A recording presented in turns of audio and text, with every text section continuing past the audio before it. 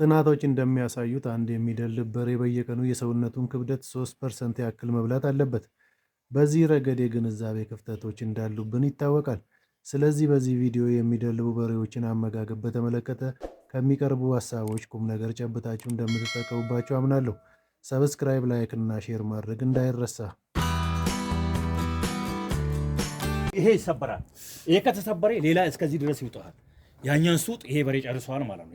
ይወፍራል። ካልተሰበረ ግን ይቀራል። ሰላም ቤተሰቦች እና ተመልካቾች፣ በጥናት ላይ ያልተመሰረተ ማንኛውም አይነት ቢዝነስ የከብት ማድለብን ጨምሮ በዘላቂነት ውጤታማ ሊሆን አይችልም። ከዚህ ጋር በተያያዘ የተለያዩ የጥናት ውጤቶችን ስንመለከት ከብቶችን በማድለብ ሂደት ትኩረት ልንሰጣቸው የሚገቡ በርካታ እውቀቶች እንዳሉ እንረዳለን። መጀመሪያ በደንብ ጥናት ማድረግ ነው። ስራውን ከመጀመሪያ ብዙ ሰው ችግር ውስጥ የሚገባው ምንድነው? ጥናት በማያደርገው ጥናት ሳያደርግ ገብቶ በግምት ገብቶ ይሆናል በሚለው ገብቶ ነው ጉዳት የሚደርስ።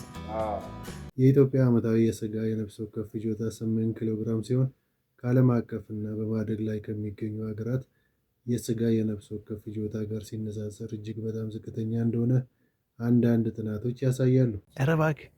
ከዚህ የነፍስ ወከፍ የስጋ ፍጆታ ውስጥ ከከብቶች የሚገኘው የስጋ መጠን 5.3 ኪሎ ግራም ነው።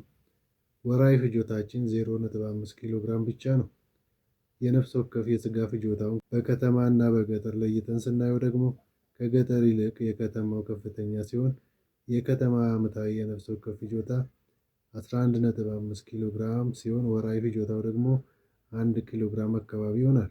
ቁጭ ብለን ትልቅ ነገር መጠበቅ የለም። ትንሽ ከአንድ ጀምረን ከሁለት ጀምረን 3 እንድናረግ ሁሉም ሰው ማለት ነው ከሰራ ማደግ እንደሚችል እድገት ከስራ እንደሆነ ተስፋ ለመቁረጥ።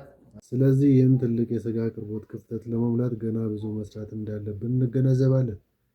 ይህን ክፍተት በላቀ ደረጃ መሙላት ከሚችሉ የግብርና ዘርፎች መካከል የበሬ ማድለብ ቀዳሚ ነው። በሬ ማድለብ ጥሩ ገቢና ትርፍ ሊያስገኝ የሚችል የግብርና ዘርፍ ነው። ስራውን በመስራት ትርፋማ ለመሆን ወሳኝ ከሆኑት ቅድመ ሁኔታዎች መካከል መኖ ዋናው ነው። የተፈጥሮ መኖ ለምሳሌ ሳሮች እና የፋብሪካ መኖ ለምሳሌ የተልባ ኬክ ይጠቀሳሉ። የበሬውን አመጋገብ በተመለከተ በየቀኑ በሬው የሚያስፈልገውን የመኖ መጠንና መጠኑን እንዴት እንደምናስላ ማወቅም ያስፈልጋል። ይህም ትክክለኛውን የመኖ መጠን ብቻ ለበሬው በመመገብ የሀብት ብክነትን ለማዳንና አላስፈላጊ ወጪን ለማስቀረት ያስችላል። ይጣፍጣል። ይገርማል። አንድ አበላለሁ እኔ እኮ በጣም ሳይ ራሱ ምራቄ። አንድ የሚደልብ በሬ በቀን በአማካይ ምን ያክል መኖ ሊበላ ይችላል? ጥናቶች እንደሚያሳዩት አንድ የሚደልብ በሬ በየቀኑ የሰውነቱን ክብደት 3% ወይም 3% ያክል ይበላል። ይህም በግምት ከ8 እስከ 10 ኪሎ ግራም መኖ በቀን ውስጥ ይበላል ማለት ነው። ይህ እንደ መኖ አይነት የከብቱ የክብደት መጠንና ዝርያ ሊለያይም ይችላል። የተመጣጠነ መኖ እና ደረቅ ሳሮችን ይጨምራል። ከብቱ በየቀኑ ከ0.5 ኪሎ ግራም እስከ 1 ኪሎ ግራም ክብደት ከጨመረ የክብደቱን 2.8 እስከ 3% ሊበላ ይችላል። ከጠቅላላ ወጪው ከ60% እስከ 70% የሚሆነው የመኖ ወጪ ነው። አሁን ምግባቸው በዚሁ ይውላሉ ማለት ነው። በዚሁ ይውላሉ። ይሄ እንግዲህ የሚገርም ሀሳብ ነው። አሁን የመኖን ወጪ ይቀንሳል አይደል? የሚደልቡ ከብቶች በፍጥነት እንዲደልቡ ማድረግ። የከብቶች መኖ በገንቢ ወይንም በፕሮቲን እና በኃይል ሰጪ ምግቦች የበለጸገ መሆን አለበት። ከብቶች በፍጥነትና በአጭር ጊዜ ውስጥ እንዲደልቡ ከፈለግን በፕሮቲን የበለጸጉ የመኖ አይነቶችን ማብላት ያስፈልጋል። ገንቢ ምግቦች የከብቶቹ ጡንቻዎች በደንብ እንዲዳብሩ ያደርጋሉ። በተጨማሪም ከብቶቹ ፈጣን እድገት ላይ ባሉበት ጊዜ የክብደት መጠናቸው ወይንም ስጋ የማምረት አቅማቸው እንዲጨምር ያደርጋሉ። ከፍተኛ የፕሮቲን ይዘት ካላቸው የመኖ አይነቶች መካከል አኩሪ አተር፣ ጥፍጥሬ፣ ፋጉሎ እና አልፋልፋ ይጠቀሳሉ። ሻሬ ያለ ጥፍጥሬ ያለ የተለያየ ምግብ ነው እኛ የምናበላው። ሳር እናበላለን። ሳር አልፎ አልፎ ነው። ምርጥ የሚባሉ የመኖ አይነቶች የትኞቹ ናቸው? አንደኛ ደረቅ ሳር፣ የተፈጨና ያልተፈጨ ደረቅ ሳር ማለት ነው። ይሄ አሁን ሳር ነው፣ ተፈጭቷል። የተፈጨ ሳር ያው በዚች ነው ማሽኖች ናት ወፍጮ።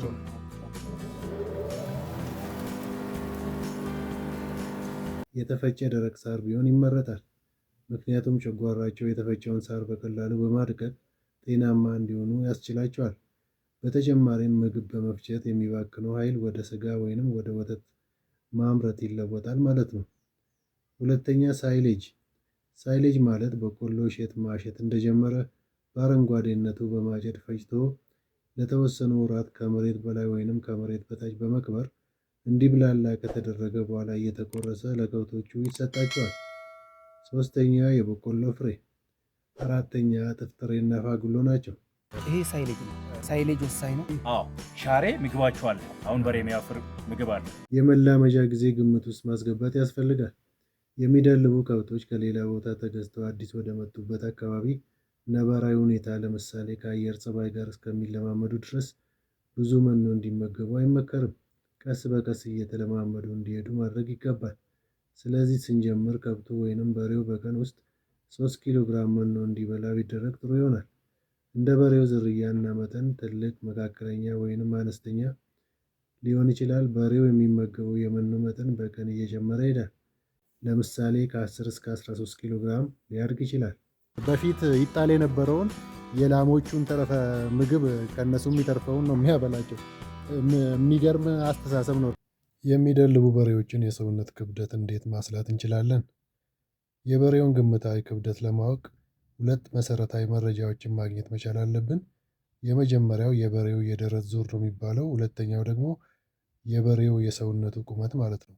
እነዚህን 2 መረጃዎች በትክክል ካገኘን በኋላ በተቀመጠልን ፎርሙላ ወይንም ስሌት መሰረት ይህን የበሬውን አማካይ ክብደት ማግኘት እንችላለን ማለት ነው። ስለዚህ እነዚህ መረጃዎች በትክክል መልቀም መሰብሰብ መቻል አለብን። የደረቱን ዙር በትክክል መለካት አለብን። የበሬውንም ርዝመት በትክክል ማወቅ አለብን። የበሬው ርዝመት ከበሬው ትከሻ እስከ ታፋ ወይንም እስከ ጭራው ያለው ርዝመት ማለት ነው። እነዚህን 2 መረጃዎች በትክክል ከሰበሰብን ቀጥለን ደግሞ ትክክለኛ ግምታዊ መረጃ ስለ በሬው ክብደት ያለንን ትክክለኛ መረጃ ወይንም ትክክለኛ ግምታዊ መረጃ ማስቀመጥ እንችላለን ማለት ነው። ስለዚህ እነዚህ 2 መረጃዎችን ካገኘን የበሬውን ክብደት ማወቅ እንችላለን። የበሬውን ክብደትን ማወቅ ምንድነው? ቀጥለን ለምንወስናቸው ውሳኔዎች እጅግ በጣም ጠቃሚ ነው ማለት ነው።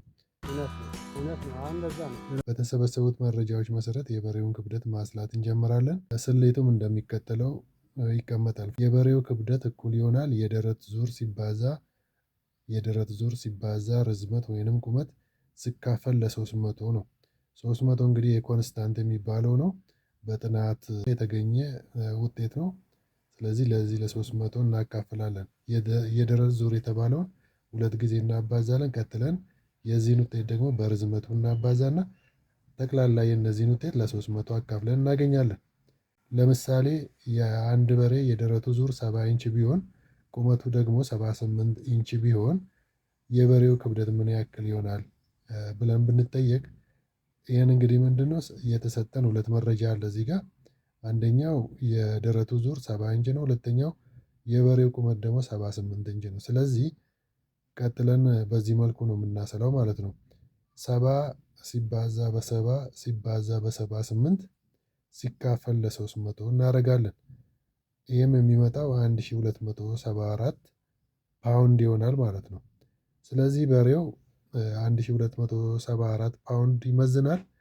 ይህን ወደ ኪሎ ግራም ስንቀይር ደግሞ 1 ፓውንድ 0.454 ኪሎ ግራም ስለሆነ 1274 ፓውንድ 578.4 ኪሎ ግራም ይሆናል ማለት ነው። ለምሳሌ ይሄ እንደዚህ ምርጥ ነገር ነው ሲታይ ራሱ። ይሄን እንደዚህ ያነጣውን ሲገዛ ይሄን ለምሳሌ እንደዚህ አድርጌ ነው የምገዛው። ለወደፊት የሚወፍረውን በሬ በቃ ስፋት ያለው ሰፋ ያለው በሬው ቁመና ነው አይቴ ነው የሚገዛው። ቁመና አጭር ከሆነ ጥሩ አይደለም። ስለዚህ አሁን ባገኘነው መረጃ መሰረት የዚህ በሬ አጠቃላይ ክብደት 578.4 ኪሎ ግራም ክብደት አለው ማለት ነው።